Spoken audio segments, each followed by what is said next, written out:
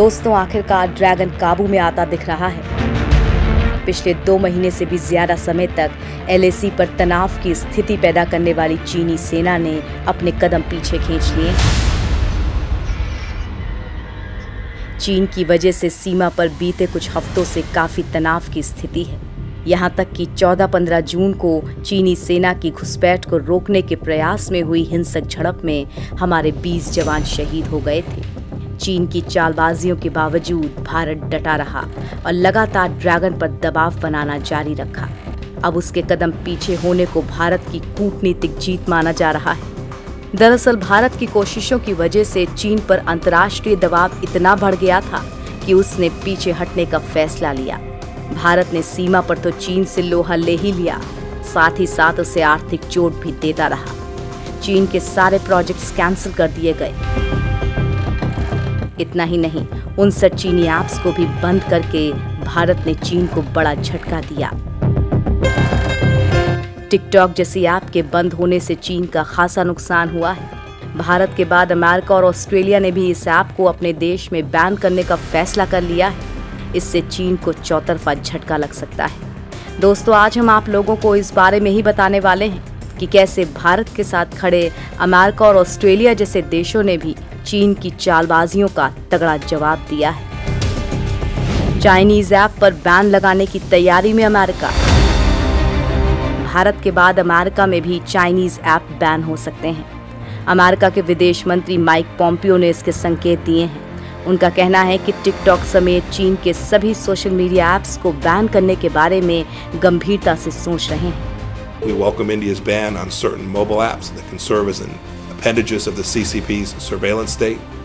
India's Clean App approach will boost India's sovereignty. It will also boost India's integrity and national security, as the Indian government itself has stated.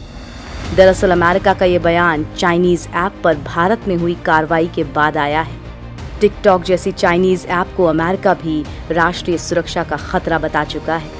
America चीन के बीच corona और Hong Kong के मुद्दे पर भी तनाव बना हुआ है।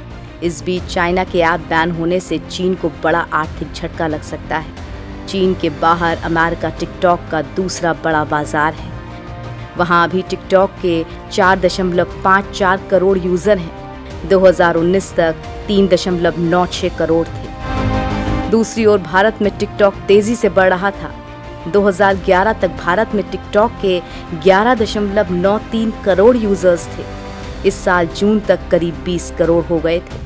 25 फरवरी 2020 की बिजनेस इनसाइडर्स की रिपोर्ट के मुताबिक ट्रांसपोर्ट सर्विस एडमिनिस्ट्रेशन ने अमेरिका में अपने कर्मचारियों को टिकटॉक हटाने का आदेश दे दिया था। इसी रिपोर्ट में homeland security, marine code, coast guard, US air force के द्वारा भी टिकटॉक पर प्रतिबंध लगाने के आदेश का जिक्र था। राइटर्स की रिपोर्ट के मुताबिक रिपब्लिकन पार्टी के 2 सीनेटर जोश हाले और रिक स्कॉट ने सरकारी कर्मचारियों के टिकटॉक के इस्तेमाल पर रोक लगाने का बिल पेश किया था। I'm announcing I will introduce legislation to ban the use of TikTok by all federal employees on all federal government devices. This is a necessary step to protect the security of the United States and the data security of every American. जोश हाले Missouri से senator हैं। उन्होंने bill पेश करने से पहले इसकी जानकारी भी दी थी। टिकटॉक का मालिकाना हक चीन की कंपनी बाइटडांस के पास है। रिपोर्ट्स के अनुसार इसके बोर्ड ऑफ डायरेक्टर्स में कम्युनिस्ट पार्टी ऑफ चाइना के सदस्य भी शामिल हैं। इस वजह से बाइटडांस को यूजर्स की जानकारी चीनी सरकार को देनी होती है और यही अमेरिकी एजेंसियों के लिए चिंता का सबब बनी हुई है। भारत में चीनी ऐप बैन होने के बाद अमेरिका भी इन ऐप्स को बैन करने की तैयारी में लगा है। ऑस्ट्रेलिया में भी बैन हो सकता है टिकटॉक। भारत ने सुरक्षा कारणों के चलते टिकटॉक, UC ब्राउजर जैसे 59 ऐप्स को बैन किया था। अब ऑस्ट्रेलिया और अमेरिका भी राष्ट्रीय सुरक्षा और यूजर्स के डेटा की सुरक्षा को देखते हुए टिकटॉक बैन कर सकते हैं। ऑस्ट्रेलिया में 16 लाख से ज्यादा लोग टिकटॉक यूज करते हैं। ऑस्ट्रेलियाई सीनेटर जेनी मैकएलिस्टर ने कहा था कि टिकटॉक कंपनी के ऑफिसर्स को जांच में सहयोग करनी चाहिए। वहीं ऑस्ट्रेलियाई स्ट्रैटेजिक पॉलिसी संस्थान के एक्सपर्ट फर्गसन रयान ने कहा था कि टिकटॉक पूरी तरह से प्रोपेगेंडा और मास सर्विलांस के लिए है। इसमें चीन के खिलाफ दिए जाने वाले विचार सेंसर कर दिए जाते हैं। ऑस्ट्रेलिया के लिबरल सांसद और इंटेलिजेंस एंड सिक्योरिटी कमेटी के अध्यक्ष एंड्रू हैस्टी ने फरवरी में ये दावा किया था कि ये ऐप राष्ट्रीय सुरक्षा के लिए खतरा है। उन्होंने कहा था कि चीन के इंटेलिजेंस कानून 2017 के मुताबिक चीन की सरकार कभी भी कंपनियों को जानकारी शेयर करने के लिए भी कह सकती है। हांगकांग से भी बाहर निकलेगा टिकटॉक। चीन के वीडियो शेयरिंग ऐप टिकटॉक ने कहा है कि वो कुछ ही दिनों में हांगकांग के कारोबार से भी बाहर हो जाएगा। टिकटॉक ने ये फैसला हांगकांग में नया सुरक्षा कानून लागू होने के बाद किया है। दरअसल चीन ने 1 जुलाई से हांगकांग में सुरक्षा कानून लागू किया था। इस विवादित कानून में प्रोविजन है कि कोई विरोध प्रदर्शन के लिए सोशल मीडिया का सहारा लेगा तो सोशल मीडिया कंपनी पर कार्रवाई हो सकती है। दूसरी ओर टिकटॉक पर चीन की सरकार के फेवर में कंटेंट और यूजर के डेटा को मैनेज करने के लिए भी आरोप लगते रहे हैं। टिकटॉक बैन होने से भारतीय ऐप्स की डिमांड बढ़ी। टिकटॉक पर सरकार की तरफ से बैन लगाए जाने के बाद कई भारतीय ऐप्स की डिमांड बढ़ गई है। इसमें टिकटॉक की तरह काम करने वाली मित्रों ऐप है। इसके अलावा चिंगारी और मौज जैसी भारतीय ऐप्स खूब डाउनलोड की जा रही हैं। भारत और चीन के बीच सीमा विवाद को लेकर चल रहे तनाव के चलते सरकार ने टिकटॉक समेत 59 ऐप्स को भारत में बैन कर दिया था, जिसके बाद इस सेगमेंट में अपनी मजबूत पकड़ बनाने के लिए लगातार नए ऐप्स सामने आ रहे हैं।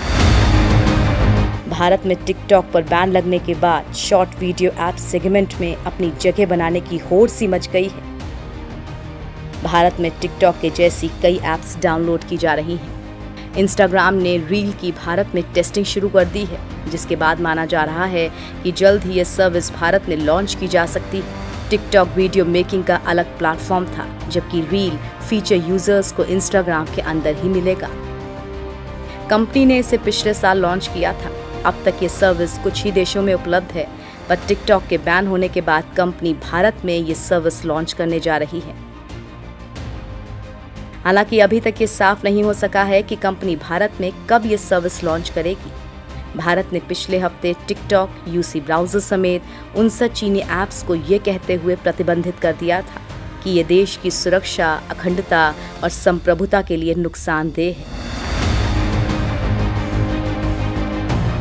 ये प्रतिबंध लद्दाख में वास्तविक नियंत्रण रेखा पर भारत के चीनी सैनिकों के साथ चल रहे गतिरोध के बीच लगाया गया है। इन प्रतिबंध ऐप्स की सूची में वीचैट और वीगो लाइव भी शामिल है। भारत की इस कोशिश को तब बल मिला जब अमेरिका और ऑस्ट्रेलिया जैसे देशों ने भी चाइनीज ऐप को बाय बाय बोलने की तैयारी शुरू कर दी है।